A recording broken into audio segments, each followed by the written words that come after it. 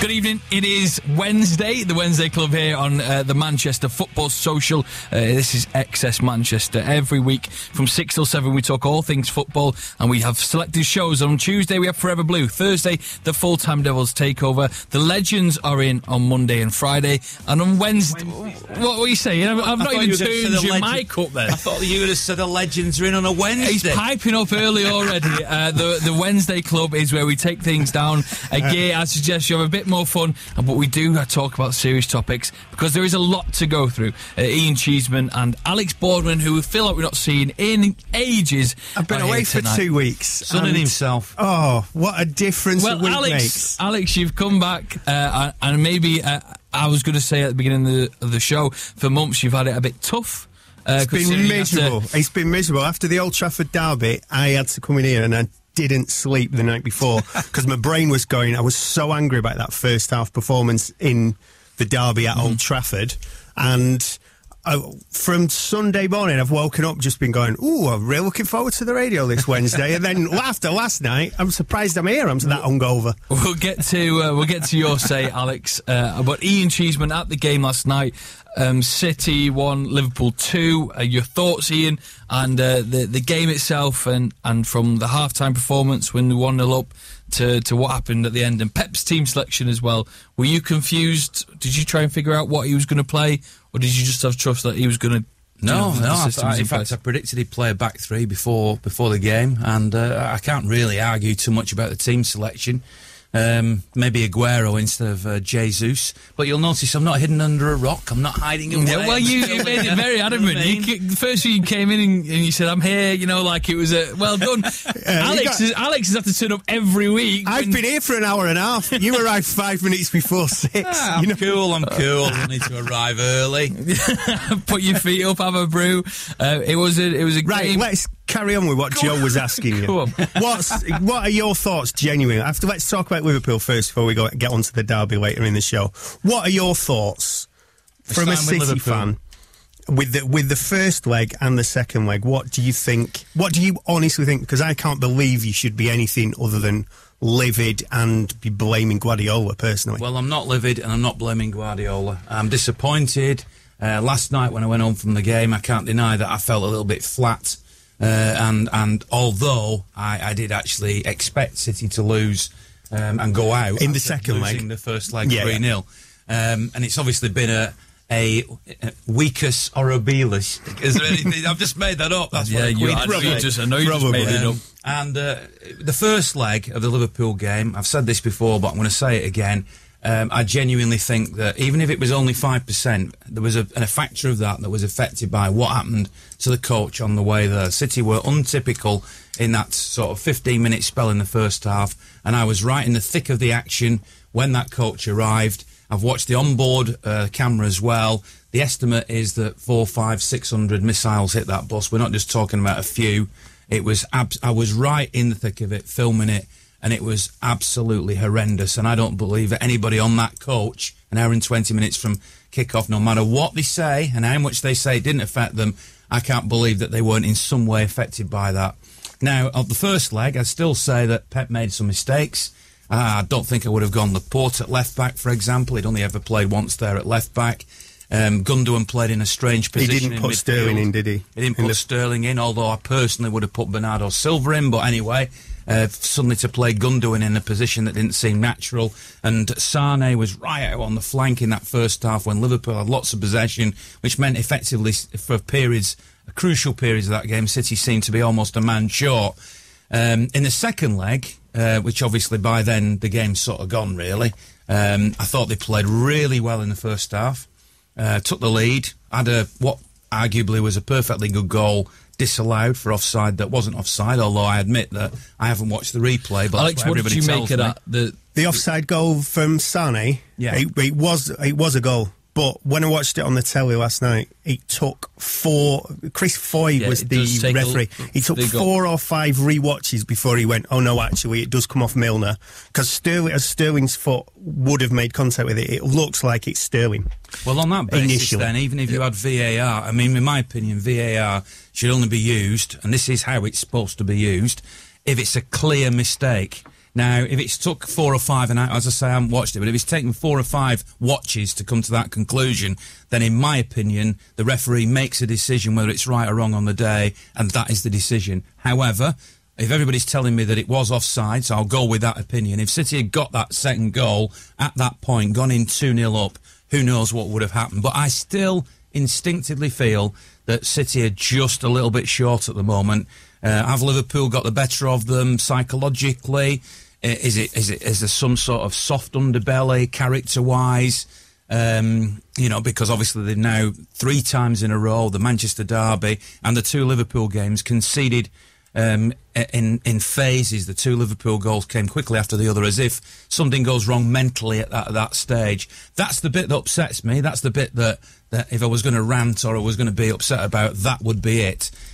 But I believe in what Pep Guardiola's trying to do. I believe it's still an ongoing project. This is the thing that... Well, can I just punt for callers before you go on? I just want to say, if you're out there and you want to have your say like Ian is doing, 0345 111 7625. Come and have your say about what you thought about the game last night. That is 0345 111 7625, or drop us a text 87711. So I'd be really interested to think what all City fans think about this, because 2 weeks ago, United Seville at home, it's about 65 minutes have gone, 0-0 first leg, 0-0 second leg.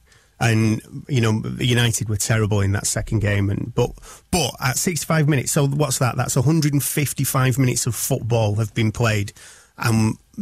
Every team would take that. You're at home, you've got half an hour to beat Seville. Do you take that before going in?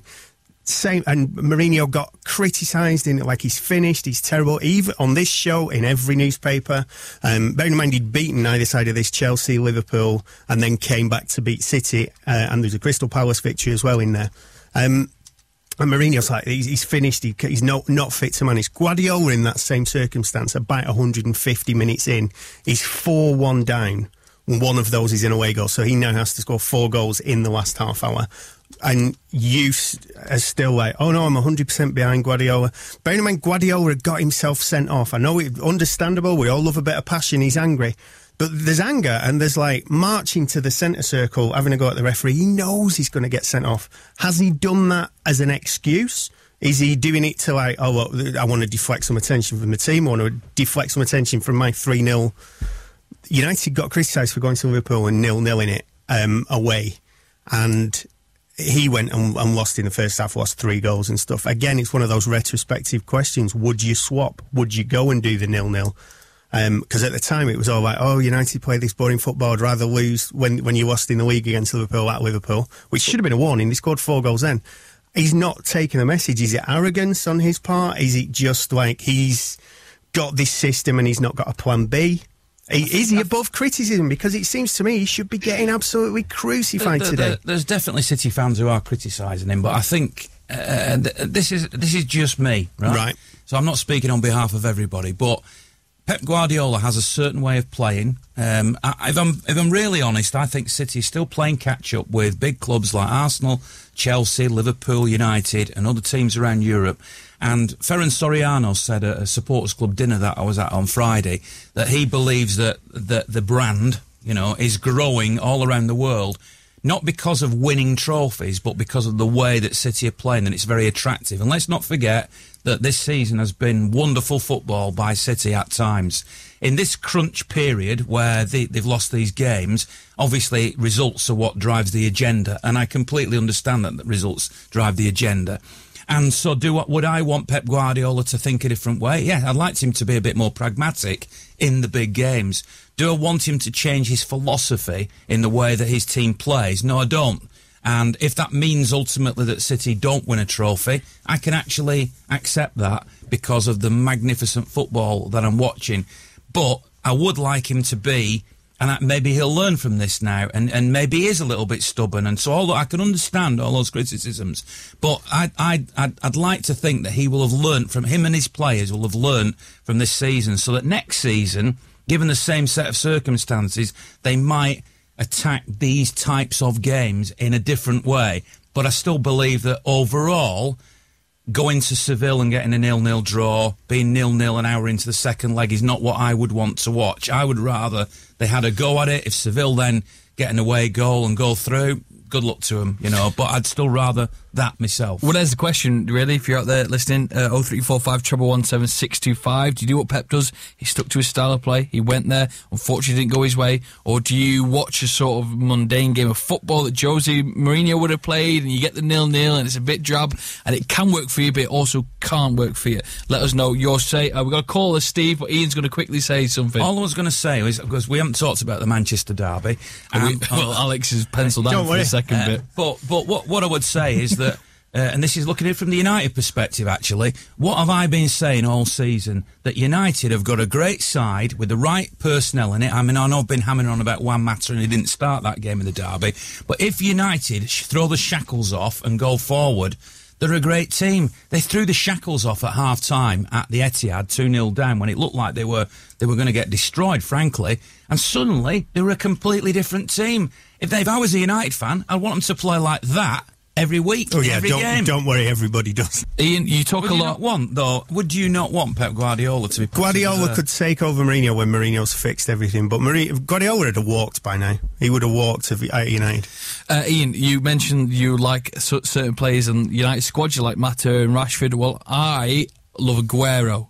Now, for me, the first thing I saw on that team sheet was no Aguero.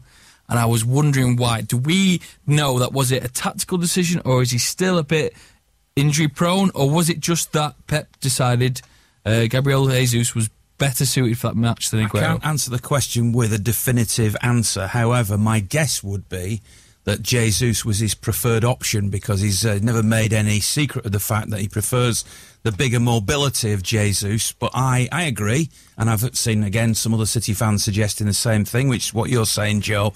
If it was me, I'd have started Sergio Aguero. He's the bigger goal threat. And actually, when he came on, he immediately had a chance. And I thought, this has been missing from the game. I would say the same about the derby. If he was fit enough to start the derby, I would have started. In fact, he would always be my choice of He's what's probably your available best ever player, isn't he? I think you could argue certainly one of them, but striking-wise, you could argue it, yeah. And I was baffled by that, because from like an outsider's point of view, you think they need goals. But what we don't know is there some maybe problem he's carrying a knock. Yeah. Maybe he's fallen out with him. Who knows? Yeah, well, it's been tense a little bit, I think. Yeah. The next question that leads on to this is that the Champions League moves on to the next stage. Liverpool are through. Do we look at Liverpool as someone who could go on and win it, or has Klopp just got Pep's card? Because are we going to agree on this? Well, the thing is, you talk about Liverpool and they did amazing, but they go and draw against 0-0 against Everton. The league runs hardly great. They seem to pull out big games, though, and the European night seems to be their thing. So are you considering them as someone who can go on and lift the cup? Of course, I've seen them do it before when they beat AC Milan. Yeah. And I've said it before, that was one of the worst nights ever, because I was watching it going, I don't want to watch this. 10 minutes later, Milan are 3-0 up, and I'm like, right, to the offie, get a load of cans.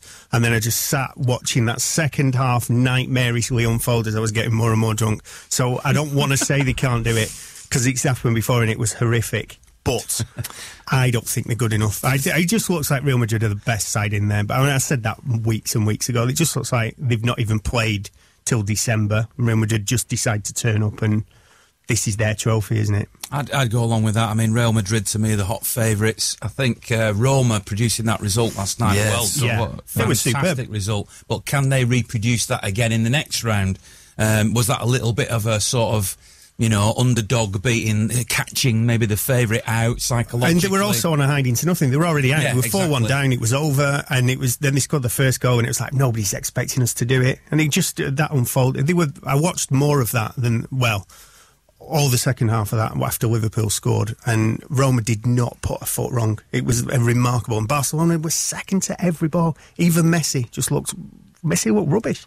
We've got a fan on the line. Is he United? Is he City? No, he's a Liverpool fan. John's on the line. Evening, John. You okay, mate? Good evening. Yeah, how are you? I'm very well, John. Lovely to hear from you. John, what would you like to say? Well, I'm not going to bother about all the decisions and all the rest of it over the two games, because they've been done to death, to be quite honest. But there's what did you make of the decision, though? Do you think the offside goal was offside? He just said he didn't want to talk about it. No, I might as well ask him. Come on, John, what do you think? Well, Come on, just say what you think. It was, from my perspective, it was onside because it came off Milner. And although Sané was technically in an offside position, because it's come off a Liverpool player, it therefore it plays we him can all onside. agree on that then, can't we? Yeah, I think so. But a lot was made of not playing Sterling in the first leg, yeah, and the fact, he came on in the second half and all the rest of it. But really, one of the big things that changed the game last night was Guardiola's decision at half-time to move Fernandinho into the back four, and then he moved Laporte back to left back, having played three at the back in the first half, and that then gave Milner and Wijnaldum the space to come into the game, because in the first half we were completely suffocated by the extra man in midfield. And what I can't get my head round is why Guardiola pushed him back into that centre-back position.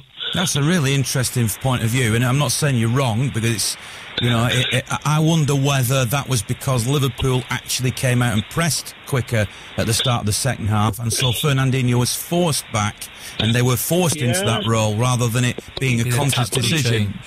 He pretty much stayed there the whole of the second half, and I think what caused him to change it was after the Sané incident in the 41st minute, Liverpool had two sort of half chances. There was Oxlade-Chamberlain got through and had screwed that one over the bar, and then he had another shot a couple of minutes later, and that was pretty much all we achieved in the first half in an attacking sense.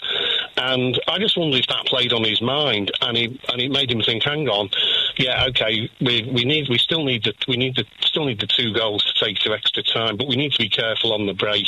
And he changed the formation of the team. Laporte went to left back, where he was useless in the first leg, and he didn't do so much last night.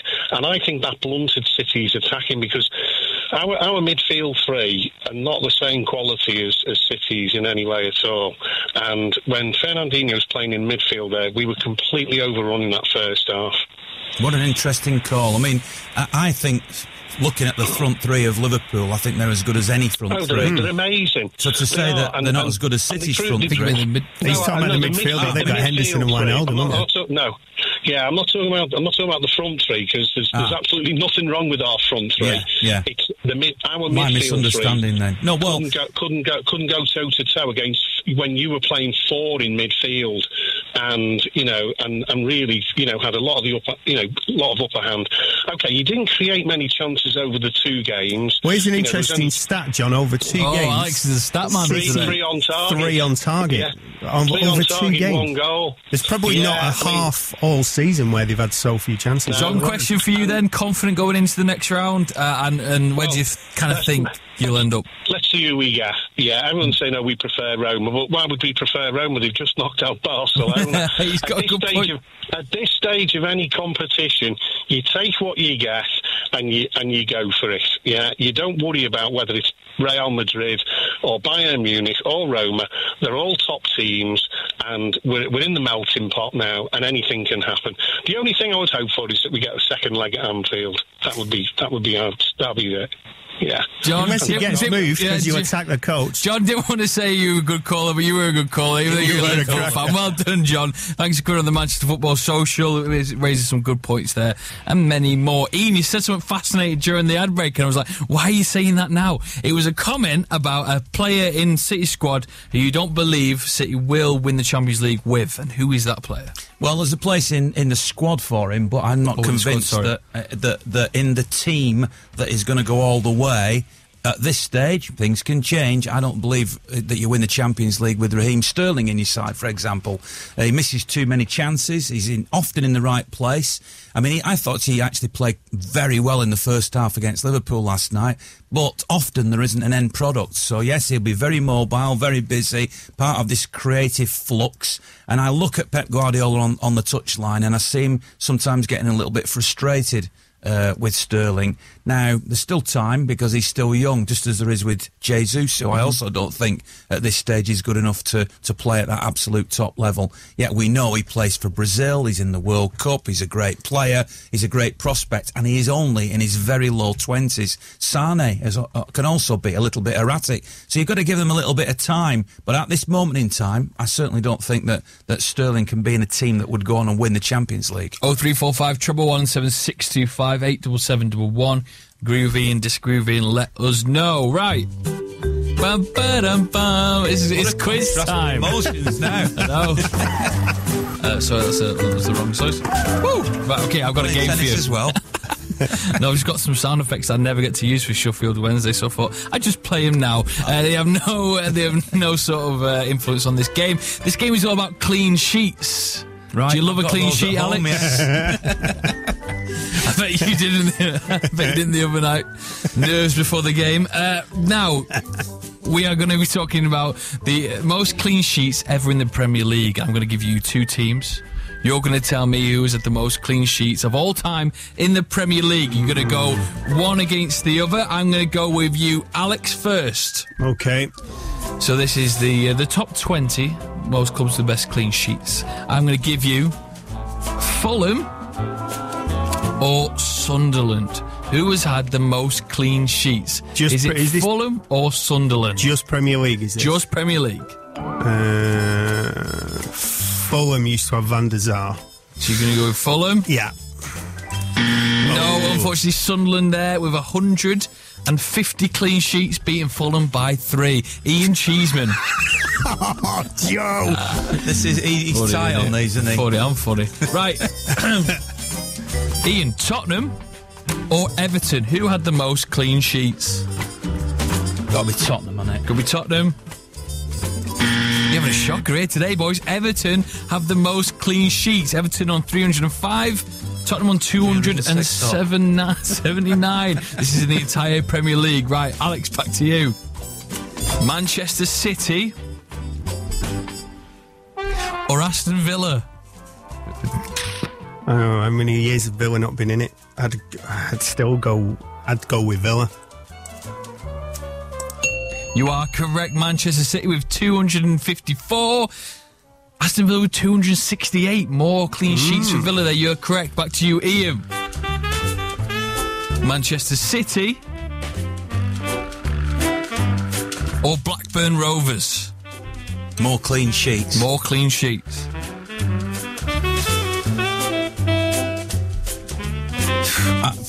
I'll go with Blackburn Rovers just to be a devil. It's a devil answer. No, you're wrong. Manchester City. Well, I thought City. maybe not. You thought I'd give you a trick question. Right. This is for you, Alex. It's a tricky one, this. Chelsea or Arsenal? Who has the most clean sheets? It's got to be throughout all the... Arsenal were always 1-0. It's got to be Arsenal. You're got the most Arsenal.